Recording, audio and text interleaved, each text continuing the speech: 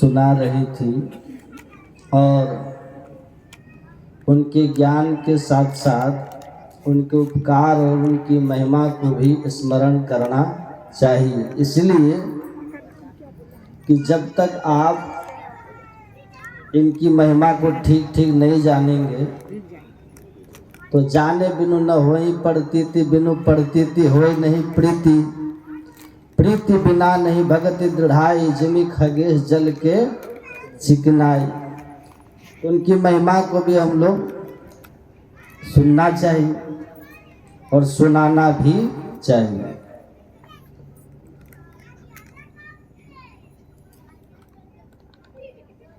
पूज्यपाद महर्षि संत श्री परमहंस जी महाराज कहते हैं कि जयंती का अर्थ क्या होता है। जयंती स्त्रीलिंग है, जो जिसका पुल्लिंग जयंत है। जयंत का अर्थ होता है विजय, विजयी। तो पूज्यपाद के प्रवचन में है जो परमाराध्य गुरु महाराज जी की जयंती के समारोह में इन्होंने कहा था कि पहले राजा महाराजा जब किसी तिथि को कोई विजय प्राप्त करते थे तो उस तिथि को, उस विशेष विजय को स्मरण करने के लिए जयंती मनाते। विजय, जैसे हमारे यहाँ कारगिल विजय की जयंती होती है,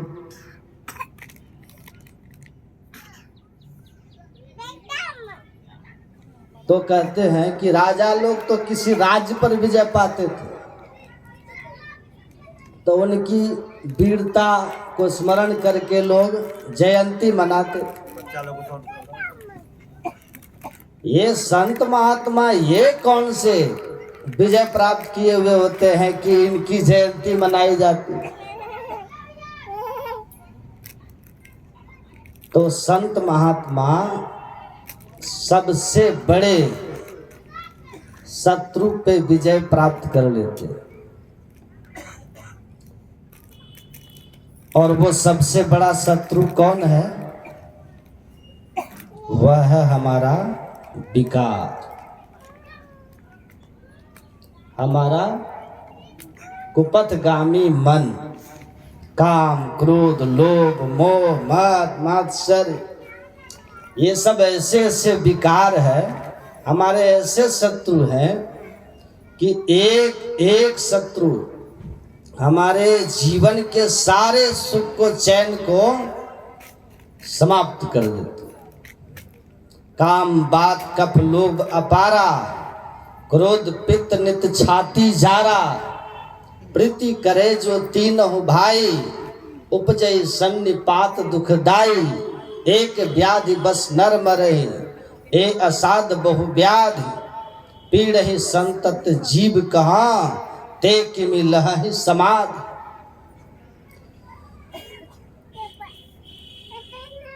एक एक विकार इतने इतने महिमावान है कि काम विकार के बारे में ही सुन लीजिए। आप पुराण में लिखा, कामे है विजितो ब्रह्मा, काम विकार ने ब्रह्मा को जीता। कामेन विदितो हरि ही, काम विकार ने हरि विष्णु को जीता। कामेन विजितो हरः, काम ने भगवान शंकर को जीता। सग्रह काम निर्जितः, कौन ऐसा है जिसको काम ने न जीता हो, जिसे कामदेव ने पराजित न किया हो, जो कामदेव को पराजित कर सका। कितना सामर्थ्य एक विकार का है। और गुरु महाराज के तो एक जगह प्रवचन में है कि काम के बस में होकर के ऐसे ऐसे कर्म बड़े बड़े देवी देवताओं के हुए हैं जो शास्त्रों में है कि उनको मंच से कहना भी मर्यादा के विरुद्ध हो। तो एक एक विकार देवी देवता को पस्त किए हुए। पूज्यपाद महर्षि संत श्री परमहंस जी महाराज कहते हैं, संत जिन विकारों को देवता न जीत पा सके, जिन विकारों के शिकार होकर के देवी देवता भी मर्यादा भूले, उस विकार को जो जीत लेता है वही संत होता है। और इसलिए सट विकार जित अनग अकामा, अचल अकिंचन सुचि सुख धामा उनको कहा गया। और इसलिए इनकी जयंती हम लोग मनाए थे। श्री सद्गुरु महाराज की जय। जो सब पर विजय प्राप्त कर लेते, ऐसे महापुरुष संत विकार जय, तो उनकी जयंती हम लोग मनाते हैं। और आज ऐसे ही महापुरुष की हम लोग जयंती मनाने के लिए यहाँ आए हुए।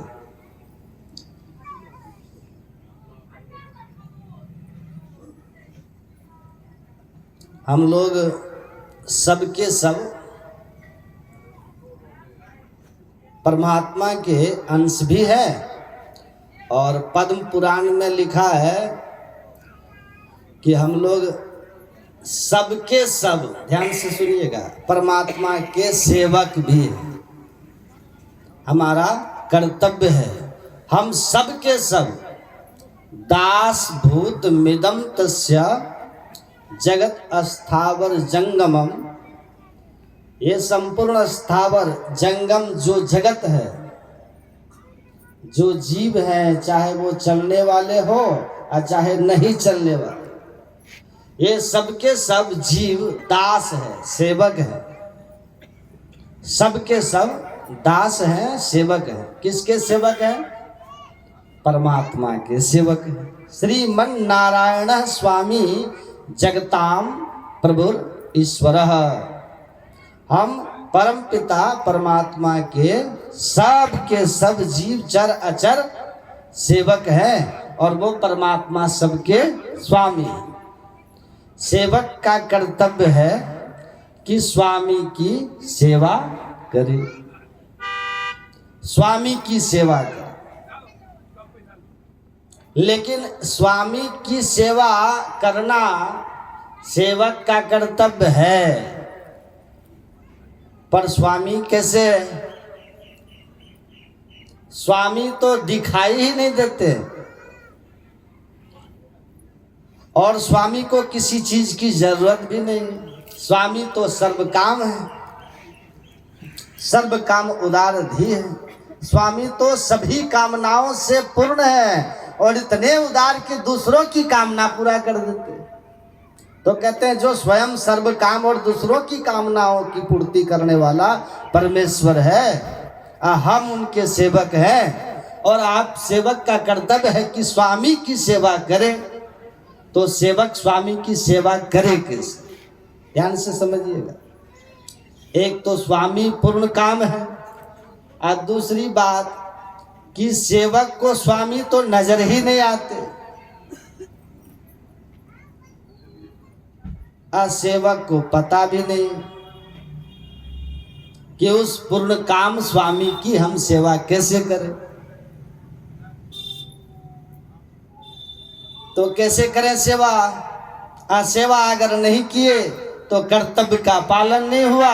अगर हम अपने कर्तव्य पथ पर नहीं बढ़े तो हमारी दुर्गति होगी, दुर्गति होगी। तो भगवान इस दुनिया में भेजे, हम उनकी सेवा क्या करें? तो आप लोगों ने सुना होगा गुरु नानक देव जी महाराज ने कहा, हाँ वो पूर्ण काम है, उनको कोई सेवा की आवश्यकता नहीं है।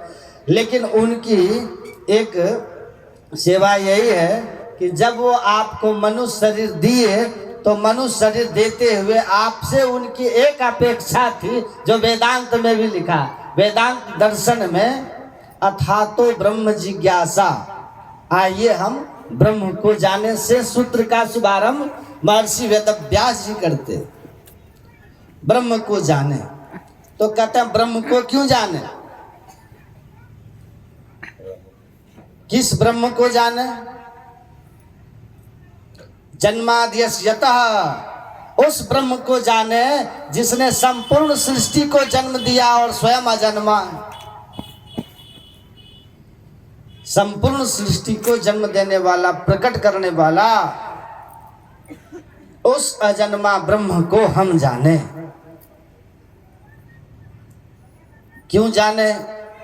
तो कहा इसीलिए जाने कि उस ब्रह्म ने जो सृष्टि बनाई और आपको दुर्लभ मनुष्य शरीर दिया, वो इसी अपेक्षा से दिया कि आत्मानम मोक्षार्थम जगत हिताय च, कि आप इस मानव शरीर में आकर के अपनी आत्मा को मोक्ष की गति में ले जाइए, जन्म मरण के चक्र से मुक्त कीजिए।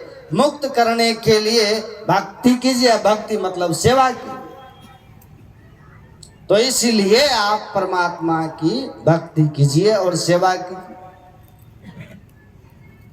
अच्छा, तो वो पूर्ण काम है, लेकिन जो पूर्ण काम है उस पूर्ण काम की सेवा हम कैसे करें? तो कहते हैं एक अपेक्षा है उनकी आपसे, उम्मीद है, एक आशा है इस मनुष्य शरीर में कि आप इस तन में आए हैं तो क्या कीजिए, जन्म मरण के चक्र से छूट जाए। तो जन्म और मरण से छूट जाने की साधना अगर आप कर रहे हैं तो परमात्मा की भक्ति करते हैं, सेवा करते हैं। जीवन से सारे दुख चले जाए ये हो ही नहीं सकता, यह असंभव है। सब असंभव संभव, all impossible, all impossible are possible, but without the devotion of God a person can be happy in his life, this is impossible. सारा असंभव संभव, लेकिन बिना हरि भक्ति के सुख पा लेना यह असंभव, कभी यह संभव नहीं हो सकता, यह संभव नहीं हो सकता। तो संत महापुरुष एक मत होके कहते हैं कि परमात्मा की भक्ति कीजिए, और गोस्वामी तुलसीदास जी महाराज कहते हैं, जेहि मार्ग श्रुति साधु लखावा, असोई मग चलत सबे सुख पावा। पाइए सुख हरि कृपा संसार आशा तजी रहे, असपन हो नहीं दुख दोष दर्शन बात को ठीक को कहे। जो संत महापुरुषों ने राह बताया है, सदग्रंथों ने जो राह बताया ईश्वर भक्ति का, इस राह पे चलिएगा तो सदा का सुख पाइएगा। और अगर संत महापुरुषों के आदेश और उपदेश के अनुकूल नहीं चलिएगा तो सुख सपने हो नहीं, स्वप्न में भी डरिएगा, स्वप्न भी दुखद ही देखिएगा। गुरु नानक देव जी महाराज कहते हैं, ऐसी सेवक सेवा करे जिसका जीत सु आगे डरे। सेवक ऐसी सेवा करे कि वह जिसका अंश है, किसका अंश है? ईश्वर अंश, जीव अविनाशी, चिन्ह मात्रम हरेर अंशो। वेदांत कहता है आगे कि ये जीव परमात्मा का अंश है। तो उस अंश को, इस अंश चेतन आत्मा को उस परमात्मा के सामने आप निवेदन समर्पण कर देना, उसमें ले जाकर के मिला देना, माई का आवरणों को हटा करके। गुरु नानक देव कहते परमात्मा की सेवा है। परमहंस योगानंद जी महाराज भी कहते, ये आपको पता नहीं कि परमात्मा की सेवा कैसी करनी है, लेकिन जो परमात्मा की सेवा करके परमात्मा स्वरूप हो गए उसको इस दुनिया में क्या कहते हैं? सद्गुरु, संत। उनको संत कहते हैं, इनको सद्गुरु कहते हैं। तो आपकी मति छोटी है, हमारी मति छोटी, हम नहीं जानते कि हमको क्या करना है। तो हम उनके माध्यम से ईश्वर की सेवा कीजिए, इनके माध्यम से। किनके माध्यम से? जो ईश्वर को, जो ईश्वर की सेवा करके, ईश्वर की भक्ति करके, जिसका जीव तिसु आगे धर करके हम प्रभु प्रभु हम एक ही हुए की स्थिति में चले। सर्व गॉड थ्रू गुरु। परमहंस योगानंद जी कहते हैं, गुरु के माध्यम से परमात्मा की भक्ति करो। जो गुरु के माध्यम से परमात्मा की भक्ति करते हैं वही एकमात्र दुनिया में ईश्वर को पाने के वास्तव में पात्र होते हैं। ईश्वर पाने का पात्र वही है जिसकी भक्ति गुरु के माध्यम से होती है। अगर बिना गुरु की भक्ति करो तो बिना गुरु जब तब दान व्यर्थ व्रत तीर्थ फल नहीं दाता। लक्ष्मीपति नहीं सिद्ध गुरु बिन वृथा जीव जग जाता। गुरु भक्त्या परो नास्ति भक्ति शास्त्रेस्तु सर्वसा। गुरु पूजा बिना माथम कोटि पुण्यम वृथा भव। करोड़ों आपके किए हुए पुण्य व्यर्थ हो जाएंगे। गुरु भक्ति से बढ़कर के माता पार्वती कहती हैं भगवान शिव से कोई भक्ति नहीं है। इसलिए परमात्मा की भक्ति किस माध्यम से हो? गुरु के माध्यम से हो। इसलिए कहा कि गुरु पूजे सब देवन पूजे, और गुरु सेवा सब सेवा। यथा गुरु तथा वेशस, यथा वेशस तथा गुरु। पूजनीय महाभक्तो न भेदो विद्यते न। प्रभु गुप्त है, गुरु प्रकट है एक ही दयाल। गुरु महाराज कहते हैं जो गुप्त ब्रह्म है वही सद्गुण साकार संत सदगुरु है।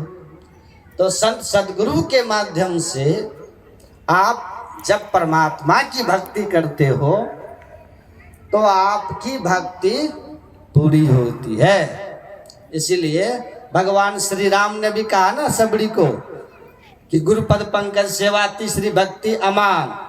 और भगवान श्री कृष्ण तो कहते हैं, जब उनके मित्र सुदामा जी कहते हैं, सुदामा चरित्र भागवत महापुराण का प्रसंग है कि आप कैसे जीव पर प्रसन्न होते हैं, शीघ्रतया जीव पर कैसे प्रसन्न होकर के कृपा करते हैं जिससे उसका उद्धार हो जाता है।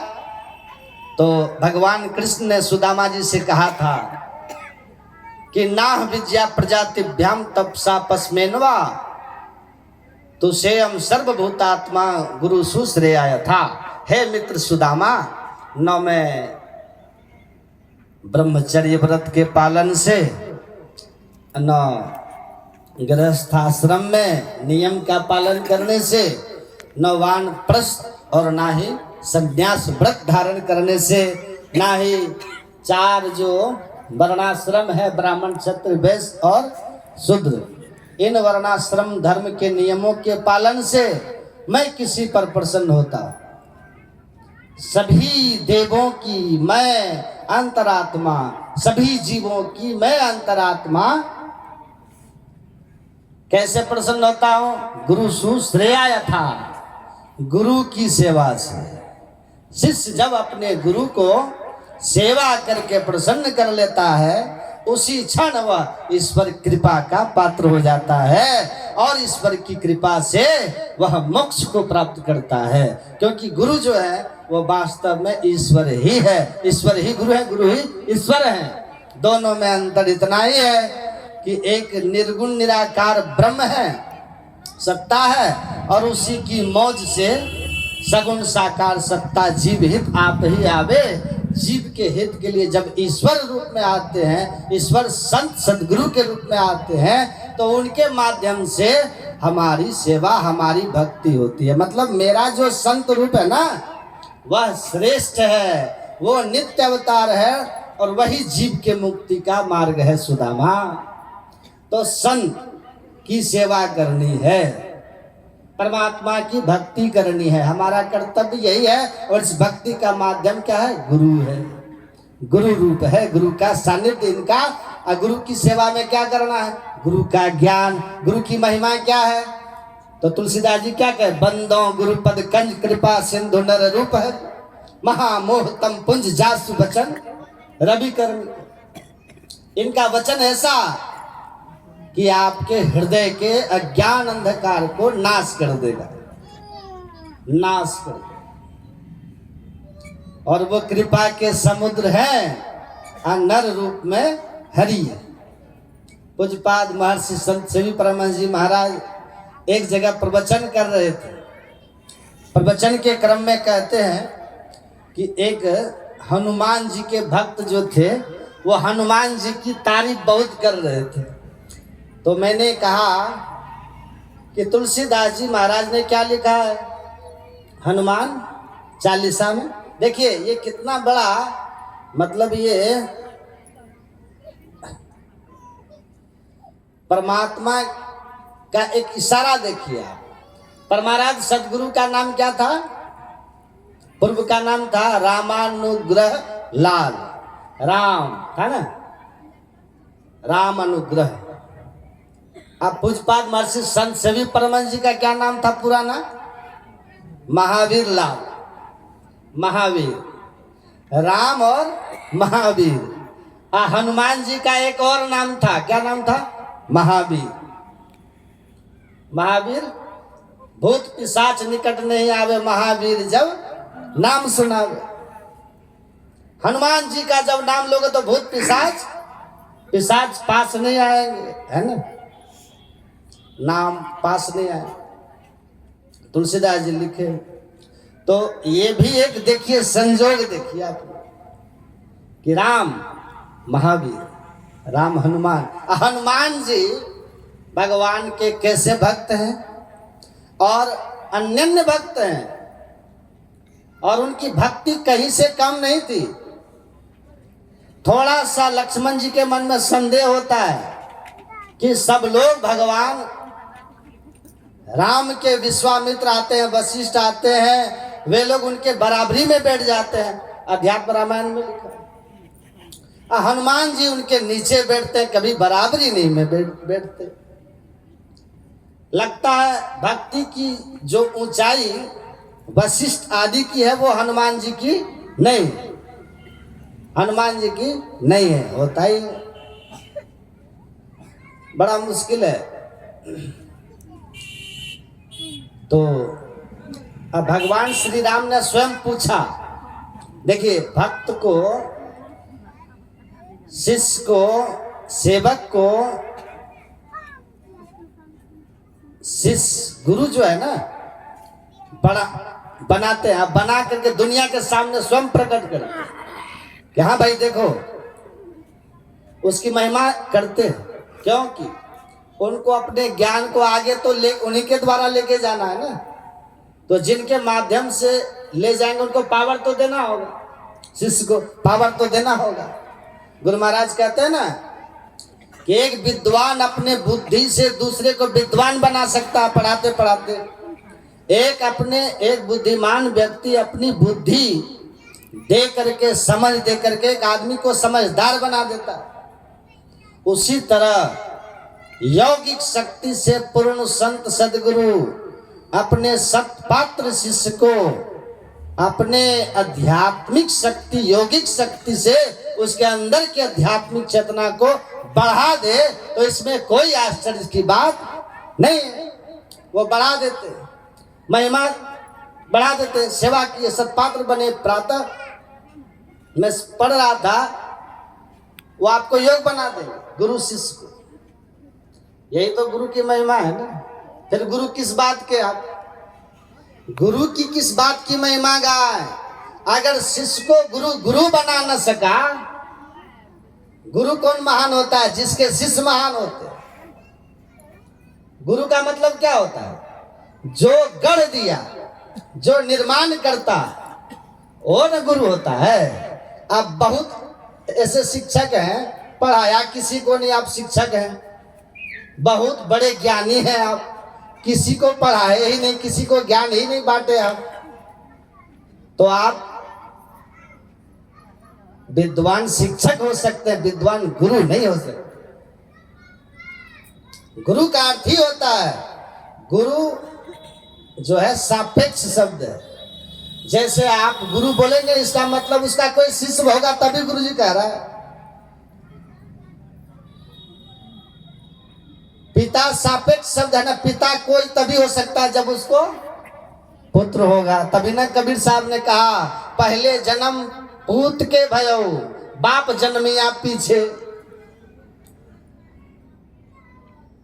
इसके आध्यात्मिक अर्थ भी है, लेकिन सीधा अर्थ ये सुनिए कि जब तक किसी को पुत्र नहीं हुआ वो आदमी पिता नहीं हो सकता। पिता तब कहलाएंगे जब पुत्र जन्म लेगी। अब पुत्र ही जन्म ले लिया, संतान जब जन्म लेगा तो आप पिता हुए, उसके पहले आप पिता नहीं। तो गुरु मतलब शिष्य परंपरा, शिष्य परंपरा। तो गुरु महान कौन? जिसके शिष्य जितना महान वो गुरु उतना महान। उसका सृजन, जिसका सृजन जितना सुंदर हुआ उतना बड़ा कलाकार हुआ। तो अपनी शक्ति से शिष्य गुरु को बनाते। देखिए तुरंत भगवान श्री राम ने हनुमान जी से पूछा कि हनुमान जी हमारे और आप में के बीच में क्या संबंध है, क्या संबंध है? तो क्या कहते हैं हनुमान जी?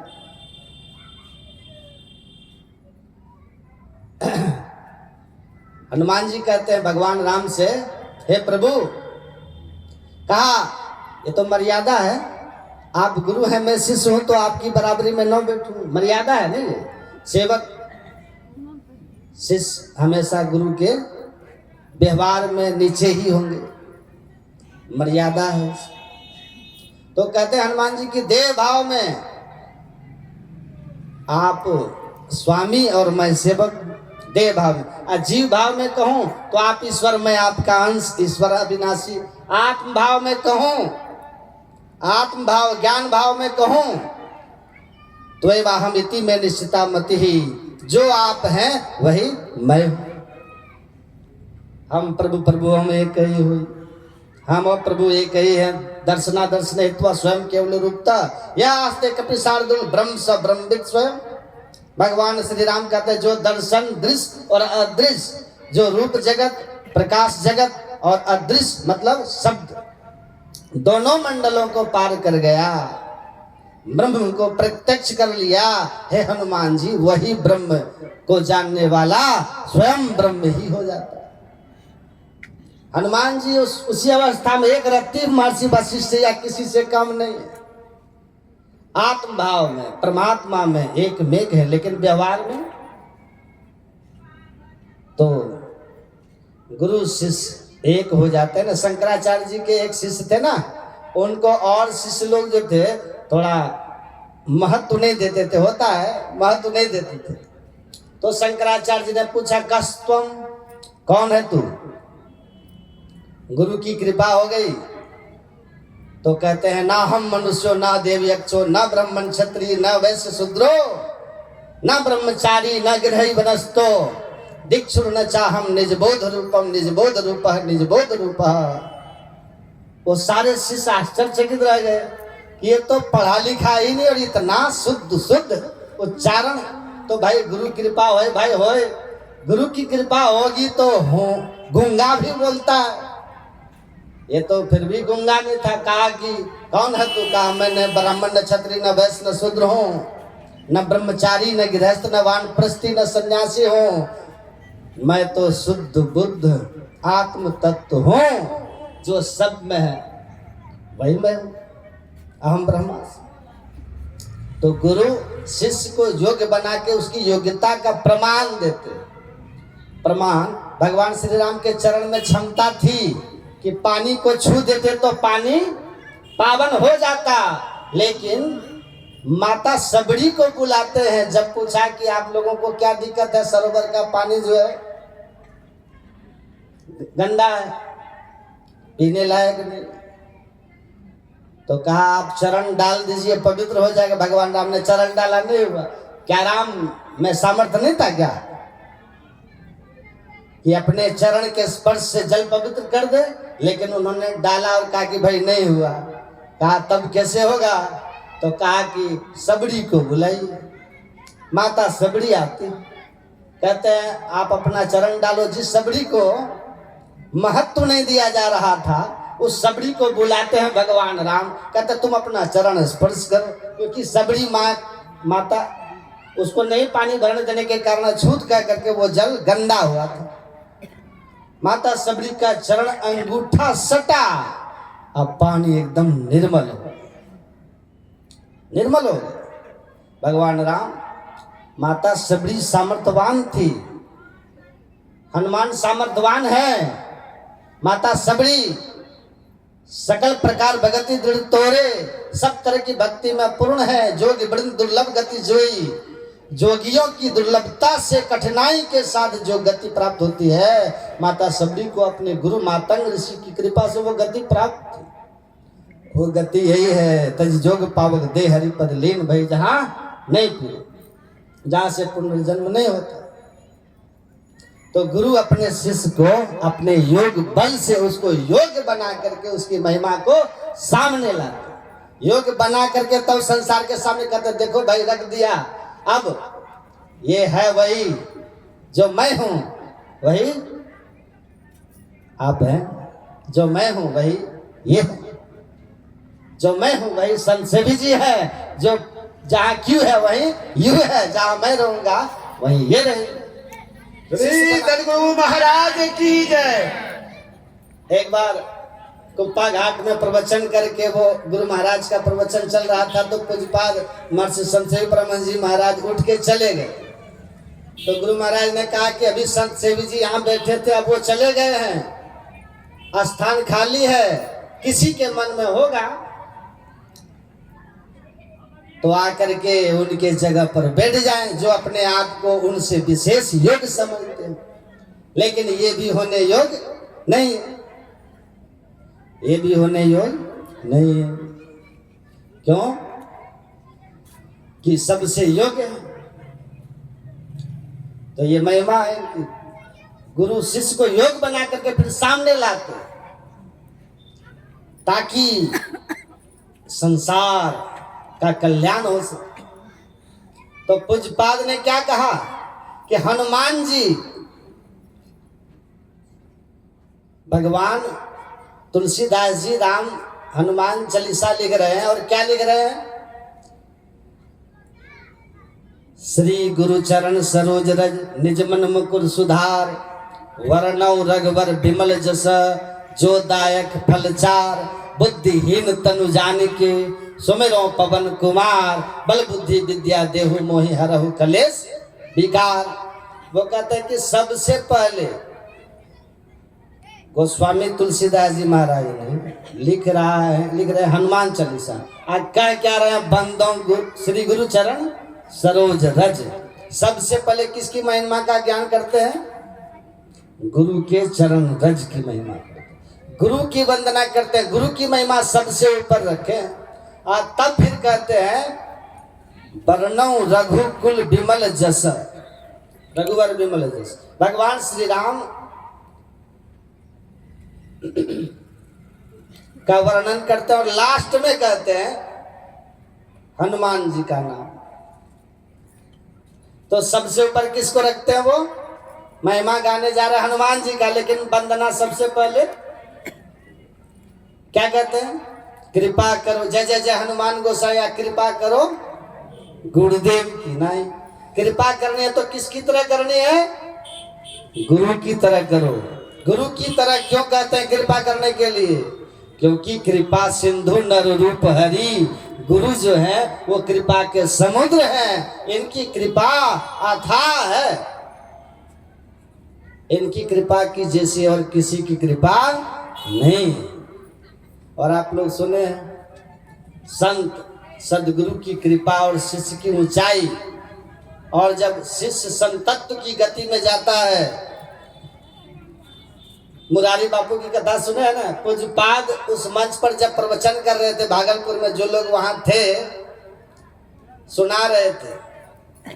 सुनिएगा कि जब पूज्यपाद महर्षि संत सेवी परमहंस जी महाराज ने रामायण के रहस्य को उद्घाटन करना शुरू किया, तो जो बाहर से कुछ उनके मुरारी बापू के कथाकार महोदय के बाहर से जो आए हुए थे अनुयायी लोग, जो साथ लेके चला करते थे, उनको लगा कि इतनी गहरी बातें बोलने लगा कि गुरु जी का तो कथा निष्प्रभावी हो जाएगा।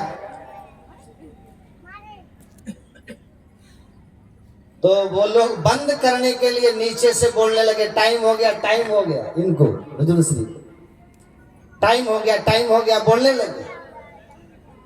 तो पूज्यपाद ने कहा अच्छा टाइम हो गया, ठीक है हम कथा बंद कर दें। वो लोग कह रहा था टाइम हो गया, आप कथा बंद कीजिए। तो बोले ठीक है हम कथा बंद कर। कथा बंद किए, मतलब प्रवचन बंद किए। प्रवचन बंद करके गाड़ी में बैठ गए, और गाड़ी में बैठ के जब जाने लग गए तो कहते हैं एक शब्द बोले हुजूर श्री की, अच्छा वो रामायण में पंक्ति है, विभीषण को जो रावण लात मारता है और विभीषण वहां से चलता है, तो वहां पर क्या है वो लाइन, पूछे हुजूर श्री, अपमान करके भेजता है ना विभीषण को, तो कहते क्या है वो पंक्ति, तो कहा कि साधु अवज्ञा तुरंत भवानी कर कल्याण अखिल के हानि। पूजपात तो वहां से चल दिए और ऐसी परिस्थिति बनी कि वो जो बोले न कि कथा लीजिए कथा बंद किए, तो वो कथा बंद ही हो गई। गुरु महाराज की जय। कथा बंद ही हो गई। 7, 8, 9 दिन के लिए कथा होनी थी, वो कथा अगले दिन जो कथाकार महोदय थे मुरारी बापू, वो वहां से इमरजेंसी किसी कारण को बता करके वापस लौट के श्री सदगुरु महाराज की जय। तो बंद।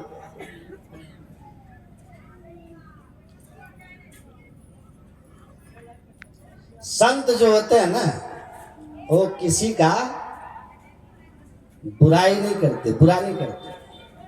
कुछ बात तो कहते हैं कि संत किसी से डाह नहीं करते, और जो कोई उनसे डाह करते हैं उनकी वो परवाह नहीं करते। तो संत डाह का तो परवाह नहीं करते, लेकिन भगवान श्री राम कहते सातम समोहि जग मैं जग जाना मोते संत अधिक कर, मुझसे संत को विशेष मानिए। और संतों का जो अवज्ञा करता है ना, उसका अखिल के हानि, उसको हमेशा अकल्याण ही होता है, अकल्याण ही होता है। इसीलिए संत का सदैव सम्मान करना चाहिए। तो गुरु की महिमा है, शिष्य को युक्ति देते हैं, युक्ति दे करके कृपा भी करते हैं, और कृपा करके जो शिष्य लगन से चलता है उसको मोक्ष में पहुंचा भी देते। और फिर शिष्य अपने गुरु की महिमा को पढ़िएगा। जब महर्षि जनक, ये महर्षि या क्या नाम अष्टावक्र, जब जनक जी को उपदेश देते हैं ब्रह्म विद्या का, और कहते हैं कि तुम मुझे इस ज्ञान के बदले में क्या दोगे, क्या दोगे। तो महर्षि अष्टावक्र को महाराज जनक ने कहा कि राज्य की कोई भी ऐसी वस्तु जो आप मुझे आदेश करें वो मैं समर्पित कर दूंगा, संपूर्ण राज्य। तो अष्टावक्र मुनि ने क्या कहा, उन्होंने कहा कि जो राज्य तुम मुझे देने वाले हो ना, ये राज्य तुम्हारा कितने दिन का है। ये आज नहीं तो कल छूट जाएगा, सुना रहे थे ना, छूट जाएगा। तुम्हारा कैसा, कल किसी को और का था, आज तुम्हारा कल किसी और का हो जाएगा। आज जो ज्ञान मैंने तुमको दिया ना, ये नहीं छूटेगा, क्योंकि नेहा विक्रम नास्वस्ति प्रत्यवायोर्न विद्यते स्वल्पम अभ्यस्य धर्मस्य त्रायते महतो भयात्। ऐसा दिव्य ज्ञान दिया हूं कि इस दिव्य ज्ञान का तो कभी नाश ही नहीं होता, भक्ति बीज बिन से इसका तो विनाश ही नहीं होगा। ये तुमको मोक्ष में पहुंचा के छोड़ेगा, क्योंकि ये दिव्य ज्ञान है, ब्रह्म ज्ञान है। तो मैंने तुमको दिया ऐसा जो कभी छूटे नहीं, और तुम मुझको वो दे रहे हो जो तुमसे ही छूट जाएगा, अब मेरे किसी काम का नहीं, मेरे किसी काम का नहीं। कौन सा काम का है? संत के लिए किस काम का? पूर्ण काम संत हैं, उनके लिए संसार कैसा, मिट्टी, कंचन कांचन शत्रु भेद नहीं बिलगाया है, सहज समाधि अखंड में जाकी जग मिथ्या ठहराया है। पलटू दास सोई सुत बंती, जिसने संत को गोद खिलाया है, धन जन निज निजाया है, सुत संत सखी रे। वो माता राधा देवी, वो पिता क्या नाम था, बुद्धदेव दास, बलदेव दास। कैसा गर्व रहा होगा जिन लोगों ने इन महापुरुष को जन्म दिया। आप राम को जन्म देने के लिए दशरथ और सीता, दशरथ और कौशल्या का पूर्वजन्म की तपस्या को याद कीजिए। तो वो ग्रंथ में लिखा है ना, तब आप जानते हैं ऐसे महापुरुष को माता प्रणाम, जिन्होंने पूर्व जन्म की वो माता पिता के तप होंगे तभी ऐसे महापुरुष को जन्म गर्भ में धारण कर सकी। तो कहा तुम जो दोगे वो नासवान है, तुम्हारा है क्या, अब मेरे किसी काम का नहीं, तो क्या दे सकते हो। तो कहा क्या दूं, उनको समझ में नहीं आया, समझ में नहीं आया। यकीन कीजिए मुझे खुद समझ में नहीं आया। आप लोग, हम लोग प्रतिज्ञा करते हैं दीक्षा लेते समय, एक प्रतिज्ञा लेते हैं दीक्षा के समय में, मैं संत मत की उन्नति में तन मन धन से समर्पित रहूंगा। ये क्यों, तन मन धन से संत मत की उन्नति, संत मत के ज्ञान प्रचार में, भाव वही है ना, संत मत का जो ज्ञान आपको मिला उस ज्ञान के प्रचार में आप तन मन धन से समर्पित करिए। तन मन धन को रपी गुरुपद सेव करो, मैं ही आज्ञा पाले दुस्तर भव सुख से तरो। तो ये तन मन धन से उन्नति करवाना क्यों चाहते हैं संत इस ज्ञान का, तो ये सोचिए, थोड़ा विचार कीजिए। अष्टावक्र जनक का सुनिए, जनक जी महाराज को अष्टावक्र ने कहा सुनो सुनो ये राजा जनक जब राम तीर्थ भी अमेरिका गए थे ना, अमेरिका गए तो आप लोग सुने होंगे खाली गए, कुछ भी पैसा नहीं था, उतरने तक नहीं दिया जा रहा था उनको। वो वहां से उतरे तो उधर से बहुत कुछ लेके आ रहे, बहुत कुछ लेके आए। $50,000 दिया था, उनके जीवनी में है, राम तीर्थ के ऊपर PhD किया हुआ एक पुस्तक है कुप्पा घाट में, उसमें लिखा है कि $50,000 दिया था लगभग उस समय, उस जमाने में। तो जब वो लेके आ रहे थे जहाज पे, उनको लोग छोड़े तो क्या कहे पता है कि राम तीर्थ स्वामी जी स्मरण रखिएगा कि आप जब आए थे तो अमेरिका खाली आए थे, आप याद रखिएगा आए थे खाली, जा रहे हो तो बैग भर के जा रहे हो, $50,000 लेके जा रहे हो। तो स्वामी राम तीर्थ ने कहा ये एहसान अमेरिका का आप याद रखना। तो उन्होंने कहा और जो एहसान मैंने अमेरिका पे किया उस एहसान का क्या, का कौन सा एहसान, का सुनो, इस तुच्छ नासवान भौतिक संपदा के बदले जो मैंने भारत का अविनाशी अध्यात्म ज्ञान दिया हूं, उस ज्ञान के सामने अगर अमेरिका की सारी संपदा भी तुम रामतीर्थ के चरणों में डाल दो, तब भी भारत के ऋषियों के इस अध्यात्म ज्ञान से तुम ओरी नहीं हो सकते। श्री सद्गुरु महाराज की जय। ओरी नहीं हो सकते हो। महाराज जनक ने कहा अष्टावक्र मुनि से, अष्टावक्र ने कहा सुनो, तुम नासवान संपदा दे रहे हो, इससे क्या होगा, मेरा दक्षिणा यही है और मेरा दिया हुआ ज्ञान तुम्हारे लिए फलीभूत तभी है जब इस ज्ञान के प्रचार में तुम तन मन धन से लग जाओ। वहां पे उन्होंने कहा इस ज्ञान का, इस दिव्य ज्ञान जो तुम्हें मिला, इस दिव्य ज्ञान को तन मन धन से तुम जब समाज में लगाओगे, जनहित में लगाओगे, दूसरे के आध्यात्मिक कल्याण में लगाओगे, तब तुम मेरे ऋण से ऋण भी होगे और मेरी कृपा का पात्र भी बनोगे। तब मुझे समझ में आया कि गुरु महाराज ने क्यों कहा तन मन धन को अर्पित गुरुपद सेव करो, मैं ही आज्ञा पालित भव दुस्तर भव सुख से तरो। तो परमाराध्य गुरु महाराज के ऋण को ऋण करना, कि गुरु महाराज ने संत मत के जिस अनुभूति को प्राप्त किया उसको सतत परिश्रम करके बिहार और झारखंड, नेपाल के तराई भागों में प्रचारित किया हुजूर श्री। लेकिन गुरु महाराज के उस ज्ञान को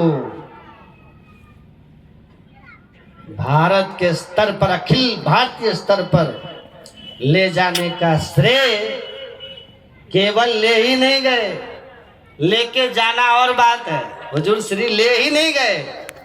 गुरु महाराज के ज्ञान को संसार के सामने, इस देश में बड़े से बड़े मंच पे जाकर के इन्होंने पूरी तरह से प्रतिष्ठित किया। प्रतिष्ठित किया और बड़े बड़े विद्वान धुरंधरों को इस स्थिति में लेके आए कि उनको समझ में नहीं आ रहा था कि ये कितने विद्वान हैं। गुरु महाराज ने जो मस्तिष्क कहा ना इनको, तो ऐसे नहीं कह दिया।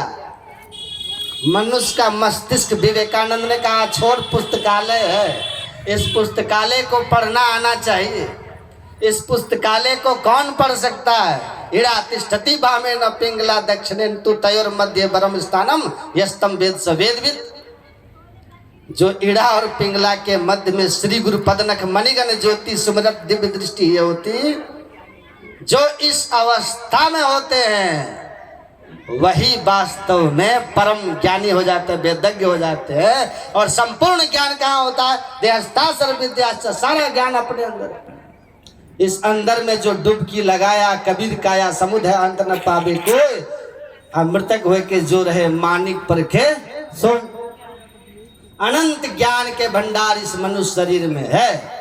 उस अनंत भंडार को प्रवेश करने की युक्ति गुरु से सीख करके जो इसमें डुबकी लगाया, मैं ही वही ऐसे ज्ञानी होते कि बड़े से बड़े विद्वान भौचक्के कि भाई कितना ज्ञान पाए, इसकी ज्ञान का अंत कहाँ है? तो जैसे ब्रह्म का अंत नहीं है ना, वैसे ब्रह्म ज्ञानी का भी ज्ञान का अंत नहीं है। हरि अनंत, हरि कथा अनंत, अनंत ज्ञान के अनंत भंडार। पूज्यपाद महर्षि संजय परमानंद जी महाराज। एक बार तो भागलपुर के एक प्रोफेसर कह रहे थे, वो नहीं जानते थे, नया नया आए थे, कहे कि ये महर्षि जी कौन कौन विषय से पीएचडी है? कहा कि एमए बीए, कहा कि कोई विषय से ये नहीं है, केवल ये गुरु की कृपा में जो है ना डिलीट पीएचडी सब है सब है, जो उन कृपा का बल है कि आपको था नहीं लग रहा। चलता फिरता पुस्तकालय ऋषिकेश में कहा था इनको डॉक्टर श्याम सुंदर शास्त्री, ये तो चलते फिरते पुस्तकालय है, जो जानना है पूछ लीजिए बता देंगे। और चिदानंद मुनि तो इतने प्रभावित हो गए कि उनसे जो दीक्षा लेने आए थे ना लोग, उन्होंने कहा देखिए अपने से विशेष ज्ञानी जहाँ हो ना वहाँ गुरुआई नहीं करना चाहिए, नहीं तो गुरु आगे जो करे गुरुआई ताको नरक लिखा है भाई। गुरु ज्ञान को कहते हैं, और आपसे ज्ञान में जहाँ कोई विशेष हो तो वहाँ गुरुआई नहीं दिखाना चाहिए। महर्षि संत श्री परमहंस जी महाराज इस आश्रम में उपस्थित हैं, बड़े महान पुरुष हैं, मुझसे विशेष ज्ञानी हैं। चिदानंद मुनि की महिमा का देखिए कम नहीं, ऐसा उदार हृदय हो ना कि आप इतने दुनिया में जिनका नाम उनका, और वो स्वीकार कर लेते हैं कि भाई हमसे श्रेष्ठ है, तो इनके पास जाइए दीक्षा लेने। और पूज्यपाद से दीक्षा दिलवाए थे वो उन लोग को, उन भक्तों को कि इनसे सीख लीजिए, इनसे दीक्षा ले लीजिए, ये आपको हमसे विशेष योग गुरु के रूप में मिल रहे। तो गुरु शिष्य बने, शिष्य गुरु बने, गुरु बने। और गुरु महाराज के ज्ञान का ऋण इस तरह चुकाए कि संत मत को उन लोगों के बीच ले जाकर के प्रतिष्ठित किया जहां लोग संत मत का नाम भी नहीं जानते। जहां जानते निर्मलानंद बाबा है, कहते हैं कि देखो जी, उनको कह रहे थे, जनरल में सब साधु सब बैठे हुए थे, कहा देखो जी, जोते हुए खेत में जुताई कर देने वाला की कोई महिमा नहीं होती। बंजर भूमि में फसल उपजाओ तब तुम्हारी महिमा होगी।